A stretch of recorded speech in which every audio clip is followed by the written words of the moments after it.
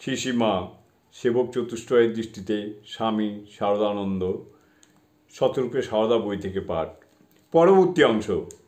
সমাধানের জন্য অনেকে আমাদের পরামর্শ দিতে থাকেন যে মঠের যেসব সন্ন্যাসীর পূর্বে রাজনীতির সঙ্গে সংস্রব ছিল তাদের আলাদা করে দেওয়া হোক। এই সময় মহারাজ স্বামী ব্রহ্মানন্দ দাক্ষিণাত্যে ছিলেন। আমরা তো সকলেই কিংকর্তব্য বিমূঢ় হয়ে খুবই চিন্তিত। এসব শুদ্ধ স্বচ্ছ সূচ্যমনা সাধু কয়েকজনকে মঠ থেকে আলাদা করে দিতে হবে, এ চিন্তাই করতে পারি না।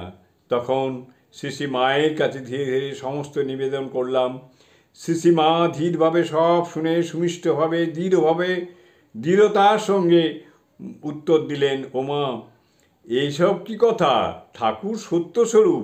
যেসব ছেলে তাকে আশ্রয় করে তার ভাব নিয়ে সংসার ত্যাগ করে গেরুয়া পরে সন্ন্যাসী হয়েছে, দেশের দশের ও আত্মের সেবায় আত্মনিয়োগ করেছে, সংসারের ভোগ সুখে জলাঞ্জলি দিয়েছে, তারা মিথ্যা ভান করে কেন করবে বাবা? তারা মিথ্যা ভান কেন করবে বাবা? তুমি একবার লাট সাহেবের সঙ্গে দেখা করো, তিনি রাজ প্রতিনিধি। তোমাদের সমস্ত কার্যধারা তাকে বুঝিয়ে বললে তিনি নিশ্চয়ই শুনবেন। জয় মা, জয় মা, জয় মা।